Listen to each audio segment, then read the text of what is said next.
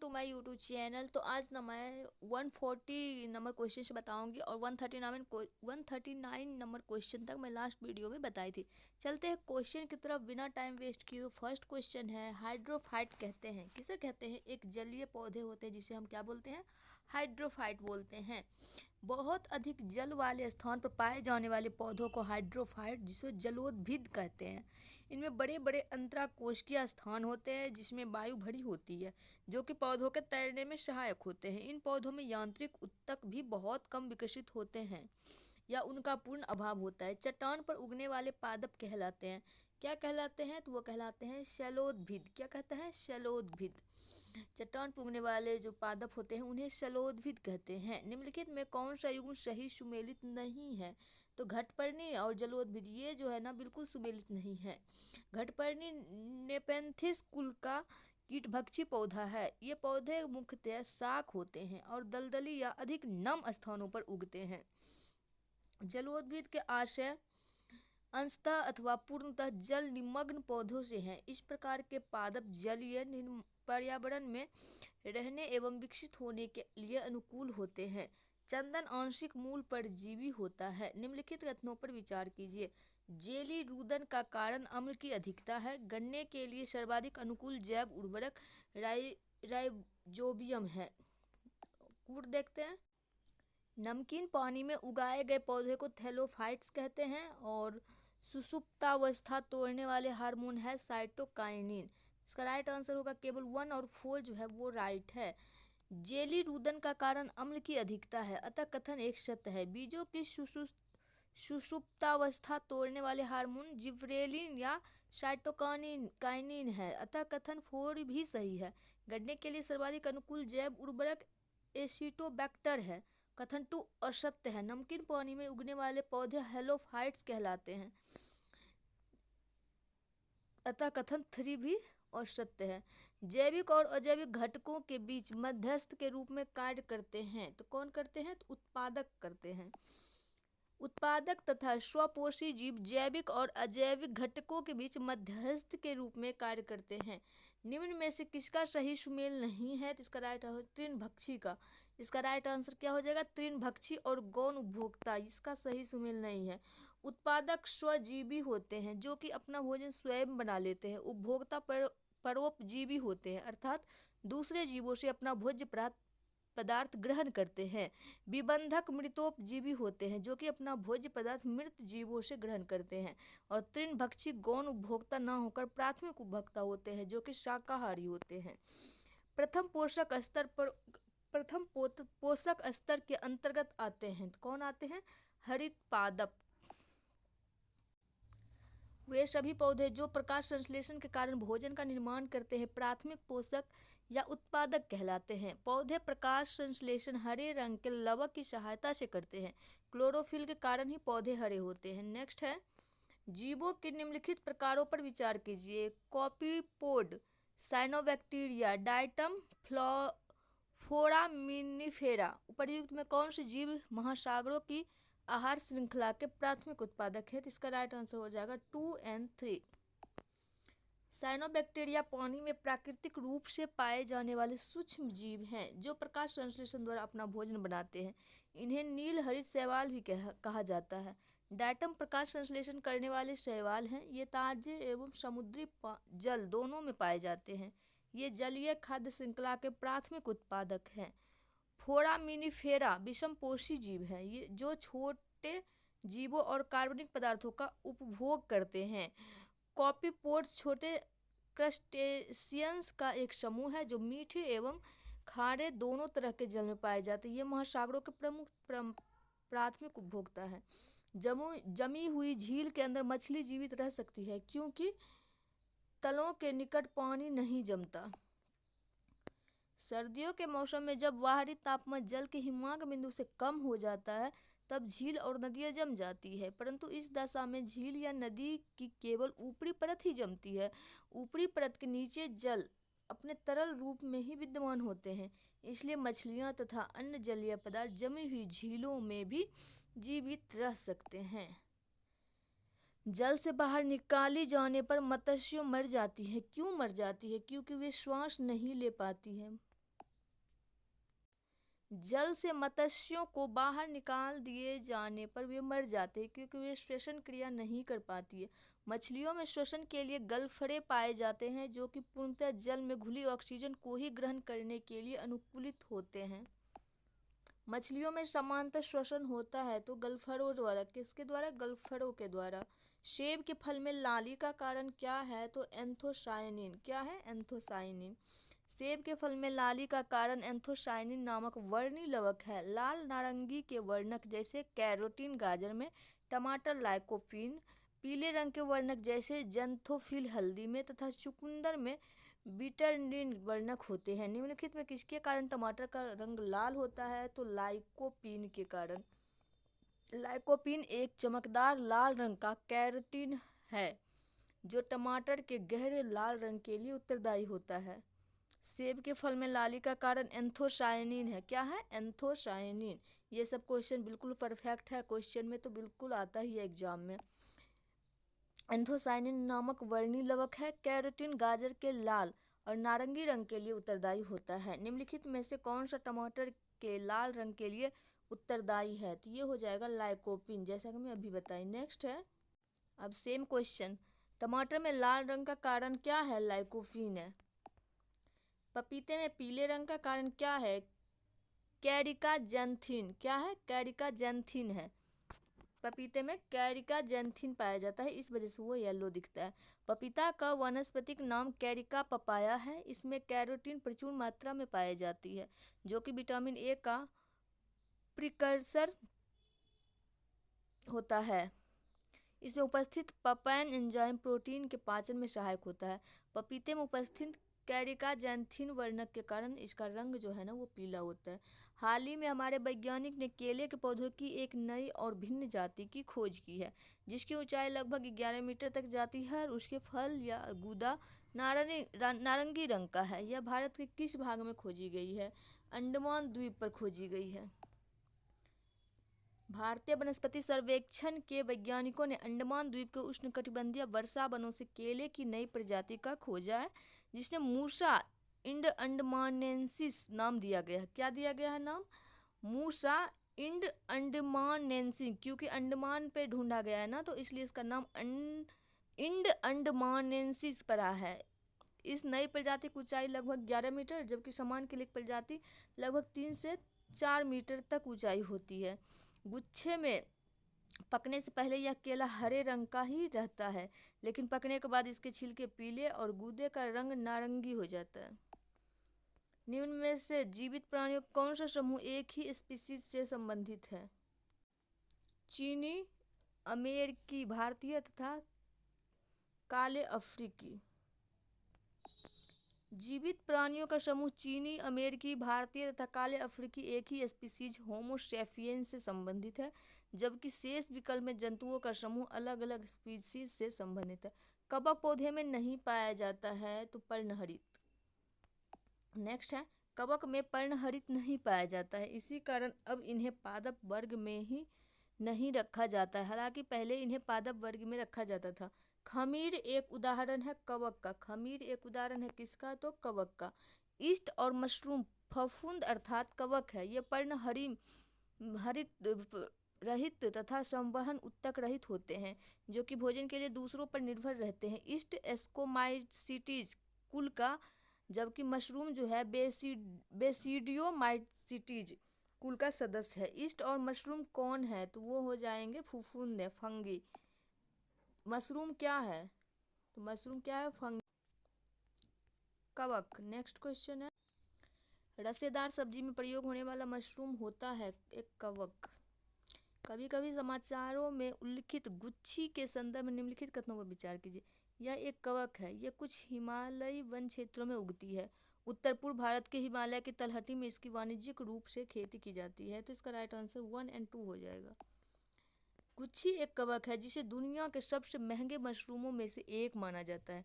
इन्हें Morell mushroom भी कहते हैं। वस्तुतः गुच्छी जंगली प्रजाति के मशरूम है जो हिमाचल प्रदेश, उत्तराखंड और जम्मू कश्मीर जैसे हिमालयी क्षेत्रों में उगते हैं। कथन 1, 2 सही है जबकि 3 सही नहीं है क्योंकि गुच्छी जो है उत्तर पूर्वी हिमालय के तलहटी में नहीं पाया जाता है, साथ ही इसकी वाणिज्यिक खेती भी नहीं की जाती है। निम्नलिखित समूहों में से किन में ऐसी जातियां होती है जो अन्य जीवों के साथ सहजीवी संबंध बना सकती है? वो हो जाएगा नाइडेरिया, कवक आदि जंतु यानी कि प्रोटोजोआ। तो इसका राइट आंसर 1 और 3 हो जाएगा, तीनों। नेक्स्ट क्वेश्चन है, सहजीविता दो या दो से अधिक प्रजातियों के सदस्यों के मध्य सहजीवी संबंध है। नाइडेरिया समूह के सदस्य का डायनोफ्लैजेलेट शैवाल के साथ सहजीवी संबंध होता है। लाइकेन शैवाल व कवक से जुड़े सहजीवी संबंध प्रदर्शित करते हैं। प्रोटोजोआ का सहजीवी संबंध बैक्टीरिया, साइनोबैक्टीरिया के साथ पाया जाता है। कवक मूल कवकों तथा उच्चतर पादपों की जड़ों के मध्य उपयोगी प्रकारक है, जिससे वे एक दूसरे से लाभान्वित होते रहते हैं। इसमें कवक जो है मृदा से खनिज लवण तथा जल को सोखकर उच्च स्तरीय पादपों को पहुंचाता है, जबकि उच्च स्तरीय पौधा बदले में भोज्य पदार्थ तैयार कर कवक को उपलब्ध कराता है। नेक्स्ट है, निम्नलिखित में कौन सा एक कवक और उच्चतर पादपों की जड़ों के बीच उपयोगी प्रकारक सहचर्य है? इसका राइट आंसर हो जाएगा कवक मूल। माइकोराइजा एक सहजीवी संबंध है तो कवक और पौधों का। लाइकेन जो एक नग्न चट्टान पर भी पारिस्थितिक अनुक्रम को प्रारंभ करने में सक्षम है। वास्तव में किनके सहजीवी सहचर्य है? तो शैवाल और कवक का। लाइकेन एक श्रेणी की ऐसी छोटी वनस्पति का एक समूह है जो विभिन्न प्रकार के आधारों पर उगे हुए पाए जाते हैं। इन आधारों में वृक्षों की पत्तियां एवं छाल, प्राचीन दीवारें, भूतल, चट्टान और शिलाएं मुख्य हैं। वास्तव में लाइकेन दो पूर्णतः भिन्न वनस्पतियों से बना एक द्वैध पादप होता है। इन वनस्पतियों में से एक है शैवाल और दूसरा है कवक, किंतु इन दोनों में इतना निकटतम सहचर्य होता है कि इसमें बना लाइकेन एक ही पौधा प्रतीत होता है। इस सहचर्य में अधिकांशतः कवक ही होता है, जो शैवाल वाले अंग के ऊपर एक थैले की भांति आवरण होता है तथा थैलस के आकार के लिए उत्तरदायी होता है। दोनों वनस्पतियों की मिश्रित वृद्धि से ही लाइकेन को एक विशेष आकार और संरचना प्राप्त होती है, जिसे लाइकेन कई कुल और जातियों में विभक्त हो जाते हैं। लाइकेन मिश्रित जीव है जो बने होते हैं कवक और शैवाल से।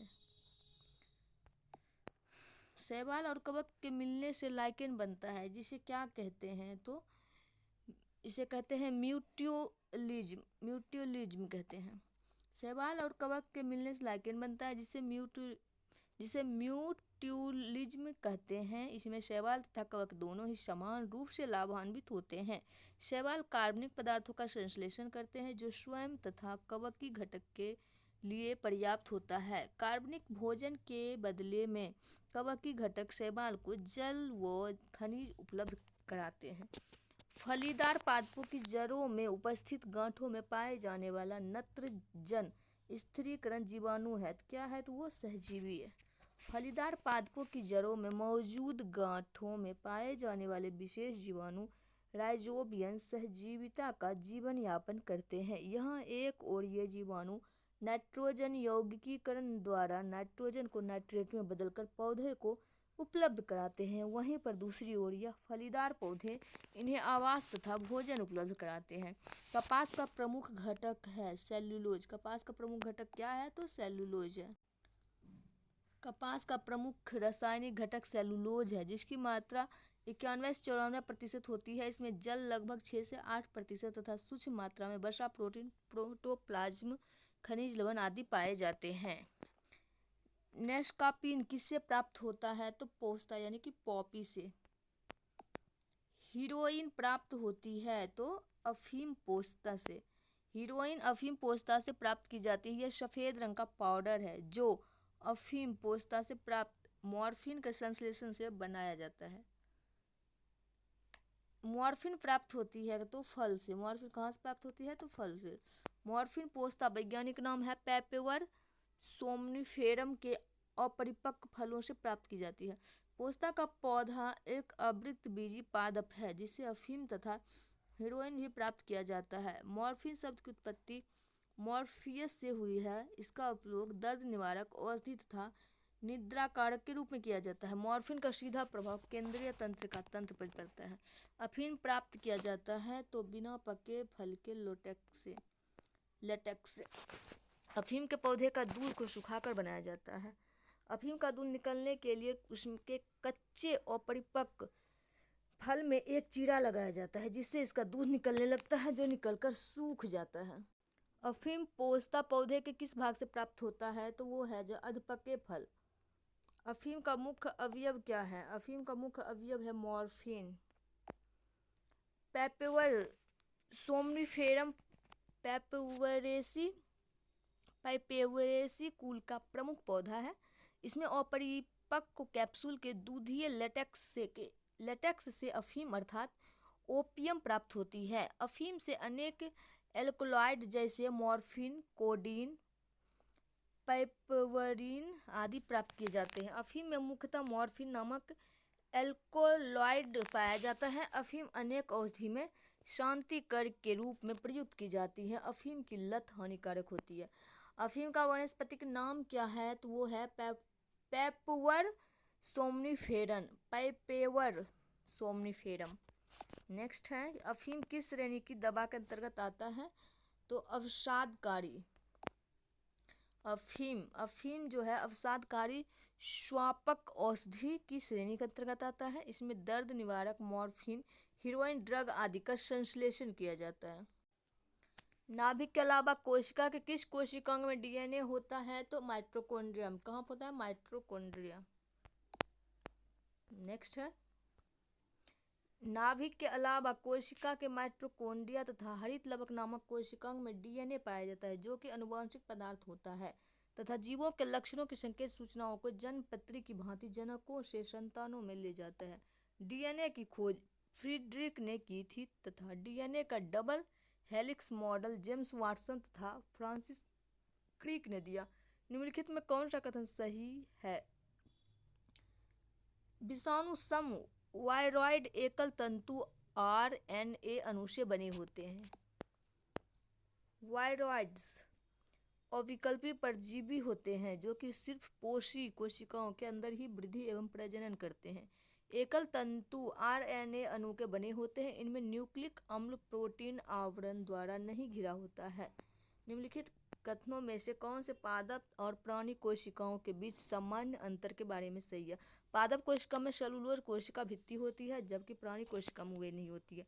पादप कोशिका में प्लाज्मा झिल्ली नहीं होती है, जबकि इसके विपरीत प्राणी कोशिका में वे होती है। परिपक्व पादप कोशिका में एक बृहद रसधानी होती है, जबकि प्राणी कोशिका में अनेक छोटी रसधानियां होती है। तो इसका राइट आंसर कूट में देखते हैं। इसका राइट आंसर होगा 1 और 3, ऑप्शन सी। पादप कोशिका एवं जंतु कोशिका दोनों में प्लाज्मा झिल्ली उपस्थित होती है। यह कुछ पदार्थों के अंदर तथा बाहर आने जाने देती है, जिसके कारण इसे वर्णनात्मक पारगम्य झिल्ली कहते हैं। प्लाज्मा झिल्ली लचीली होती है और कार्बनिक अणुओं जैसे लिपिड तथा प्रोटीन की बनी होती है। पादप कोशिकाओं में मुख्यतः सेलुलोज से निर्मित कोशिका भित्ति भी होती है, जो पौधों को संरचनात्मक दृढ़ता प्रदान करता है। यह पादप कोशिका का सबसे बाहरी आवरण होता है। जंतु कोशिका में इसका अभाव होता है। परिपक्व पादप कोशिका में एक बृहद रसदानी या रिक्तिका होती है, जबकि जंतु कोशिका में अनेक छोटी रसधानियां होती है। पादप कोशिका के कोशिकाद्रव्य में उपस्थित रसधानी टोनोप्लास्ट नामक एक झिल्ली से घिरी होती है। पादप कोशिका जंतु कोशिका से किस प्रकार भिन्न है? कोशिका भित्ति। पादप कोशिका और जंतु कोशिका जो है कोशिका भित्ति से को लेकर भिन्न है। पादप कोशिका जंतु कोशिका से भिन्न होती है क्योंकि इसकी कोशिका में बाह्य आवरण कोशिका भित्ति कहलाता है, जो कि हरे पौधों के मुख्यतः सेलुलोज से निर्मित होता है। और जंतु कोशिका में कोशिका भित्ति का अभाव होता है। इसके अलावा हरे पौधे की कोशिकाओं में हरित लवक पाया जाता है, जबकि जंतु कोशिकाओं में इसका अभाव होता है। जंतु कोशिका में निम्न में से क्या अनुपस्थित होता है? तो ये होता है सेलुलोज की कोशिका भित्ति। क्या होता है? सेलुलोज की कोशिका भित्ति। नेक्स्ट क्वेश्चन है, जैव कोशिका का कौन सा भाग पावर हाउस कहलाता है? तो इसका राइट आंसर हो जाएगा माइटोकॉन्ड्रिया। क्या कहलाता है? माइटोकॉन्ड्रिया। माइटोकॉन्ड्रिया जीवाणु एवं नील हरित शैवाल को छोड़कर शेष सभी सजीव पादप एवं जंतु कोशिकाओं में पाए जाते हैं। श्वसन की क्रिया प्रत्येक जीवित कोशिकाओं के कोशिका द्रव्य एवं माइटोकॉन्ड्रिया में संपन्न होती है। श्वसन संबंधित प्रारंभिक क्रियाएं कोशिका द्रव्य में होती है तथा शेष क्रिया माइटोकॉन्ड्रिया में होती है। चूंकि क्रिया के अंतिम चरण में ही अधिकांश ऊर्जा उत्पन्न होती है, इसलिए माइटोकॉन्ड्रिया को कोशिका का श्वसनांग या पावर हाउस कहते हैं। निम्न में से किस कोशिका का पावर हाउस कहते हैं, तो वो हो जाएगा माइटोकॉन्ड्रिया को। तो आज के लिए इतना ही, मिलेंगे नेक्स्ट वीडियो में, तब तक के लिए bye, take care, thanks for watching, all the best. Video पसंद आए तो लाइक शेयर एंड सब्सक्राइब जरूर करें। Bye bye, take care.